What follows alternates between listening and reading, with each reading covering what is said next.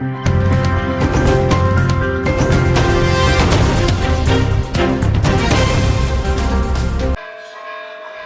శ్రీవారి సేవలో పాల్గొన్న జయలలిత సన్నిహితురాలు శశికళ.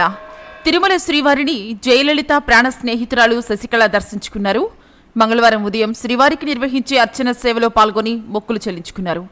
దర్శనానంతరం రంగనాయకుల మండపంలో వేద పండితులు వేదాశీర్వచనం అందించగా ఆలయ అధికారులు శ్రీవారి తీర్థ ప్రసాదాలు అందజేశారు.